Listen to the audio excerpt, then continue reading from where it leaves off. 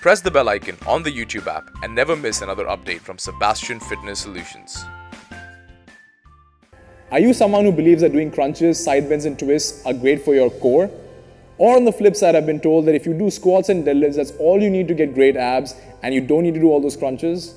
Well, if you've been told either of this, then you've been absolutely lied to. They are dead wrong. And the reasons why, coming right up.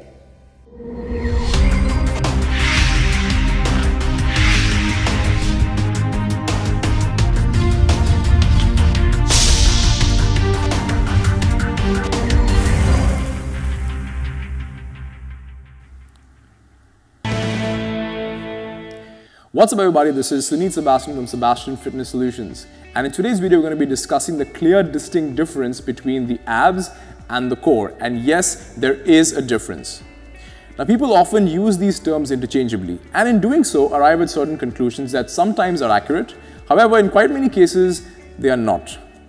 And one such thing, for example, is this idea that okay, if you do squats and deadlifts, because squats and deadlifts work the core, then you don't really need to do abs or train them directly. And therefore, that's why one of the topics I'm going to be answering along with this video is, should you train your abs directly?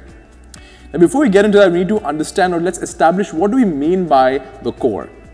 Well, the broadest definition that you can give for the core would be a set of muscles that directly, connect with and influence the spinal column, particularly your thoracic spine and your lumbar spine, in either creating movement in it or in resisting movement at it. So when you look at that, let's start off with the muscles. If we look at the muscles that influence the spine, particularly the thoracic and lumbar spine, at the highest level, or at the frontmost level, you look at the rectus abdominis, which is known as a six-pack muscle and is what most of us refer to as the abs. And then you've got the internal and external obliques, and together collectively is what most people refer to these as your core and abs, because that's what they see.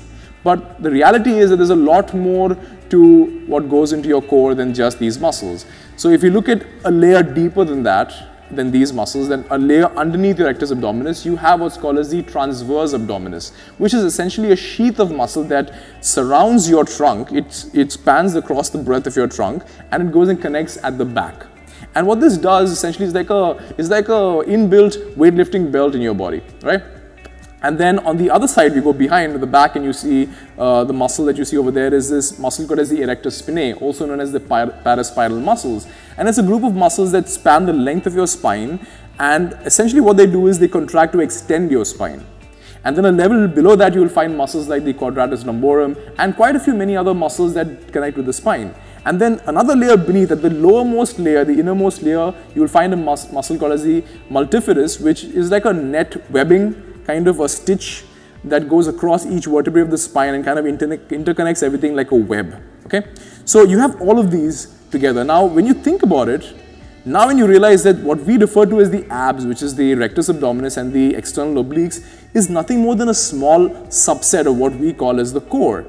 Yes, they are a part of the core, but they don't nearly make up the entirety of it. There's so many more muscles that directly influence the spine and that we can together call as the core. Now, why is it important, or how does this distinction come into play? Let's also understand what the role of the core is firstly here. What the core is supposed to do more than anything else is to protect the spine and to keep it in its position and not allow any external load to take it into an unfavorable position. So, as an example, if you look at the muscles that surround the core, and again, because the spinal column is so integral to our body, it's such an integral part of our body, and any damage to it can lead to some serious consequences, many of which are actually permanent. So the job of these muscles of the core is to keep that spine in its position, keep it protected, padded in its position, and not allow any external force to take it in an undesirable position or undesirable, way, influence it in any bad way. So keeping this in mind, let's evaluate that claim that squats and deadlifts work the core. Yes, they do, but what muscles of the core do they work?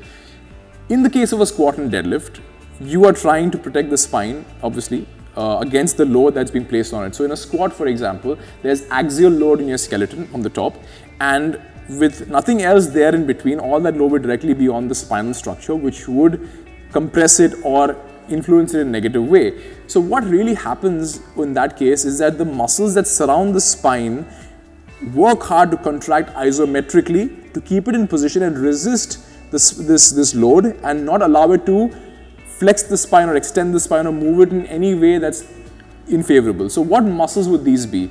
It would be the muscles that are directly deeply connected with the spine, like your multifidus and your transverse abdominis. These muscles contract isometrically in its position to keep that spine rigid and intact in its place. These muscles don't necessarily create any significant movement. They work more as stabilizers, and that's the first layer of protection that your spine has against this external load. Then above it, you've got the erector spinae, and you've got the rectus abdominis, which what they do is, although they are movement facilitators, they move the spine in spinal extension and spinal flexion respectively. What they also end up doing is resisting the opposite movement than what they create. So if the erector spinae, for example, extends the spine, it also does a job of resisting the opposite function, which is spinal flexion. So when we evaluate a movement like the squat and you've got the weight on top of you, the bar which is compressing you can also put your spine into flexion or into hyperextension. So to prevent this, your erector spinae, along with of course your transverse abdominis and your multifidus as it's working isometrically, your erector spinae is also contracting and trying to resist spinal flexion of that load, and that's how it's getting worked. One could technically argue that, well, your rectus abdominis is also working there to resist spinal hyperextension, so not allowing that weight to hyperextend your spine and fall backward. However, through experience, we know that rarely, if ever, happens in a squat. We rarely, if ever, find that the bar is actually going behind us and we end up moving forward. In fact, it takes all the effort from our side to actually keep that back up and tight and extend our spine. More often than not, the weight tends to fall forward and flexing our spine, pulling us forward. Therefore, we have to actively contract to keep that weight behind us. And very rarely do we find that the weight is falling behind and we have to pull it forward. So one could very easily say that yes, although technically one can claim that the rectus abdominis is maybe resisting extension, but that's very unlikely. What's happening in reality is that this work that the squat is giving your core is primarily in the form of stabilization via your multifidus and your transverse abdominis and the other small little muscles holding it there as a stabilizer. And as a movement resistor, we can claim that yes, the erector spinae to some extent. Moving on to the deadlift, that's even more of a clear-cut scenario because there now the weight is perpendicular to your torso. So yes, the same things like with the multifidus and the transverse abdominis where it's holding it in position, but now it's a pure, clear resistance of spinal flexion because the weight is pulling you into flexion. So there's no question of the rectus abdominis resisting there because now the weight is exactly opposite or exactly perpendicular to your torso. So now it's actually pulling you into flexion. So there's no question of your rectus abdominis resisting flexion there. In fact, it doesn't need to resist flexion. On the other hand, your erector spinae has to work really hard to keep that spine tight. And you all know through experience that it's one of the toughest things in a deadlift is to keep that back nice and flat in it. So ultimately, when we review this all together, what we find is that a movement like in a squat and deadlift, what is happening is more than anything else, it's the muscles that are deep within your core, like your multifidus, your transverse abdominis, and a few other small little muscles that are really not, I'm not going to go and mention each of them, but they all work and they contract isometrically, holding that spine in place to prevent that spine from flexing or going in any unfavorable direction. And then the next level, secondary thing that's working is your erector spinae, which is resisting movement, particularly in flexion, right? And very little, if at all, work is done by your rectus abdominis and your external and internal obliques. So keeping this in mind, please understand that when you're thinking about the squats and deadlifts working your core, yes, it's working your core, but a certain set of muscles which are disjoint from what we consider as the abs. So to answer the question, do you need to train your abs directly? The answer is a resounding yes. Yes, you do, and you have to train them across their respective functions of spinal flexion, loaded spinal flexion, or loaded side flexion, or loaded twisting. Either of these to help develop those muscles. So hopefully this video has given you some perspective on that. It has shown you the clear distinct difference.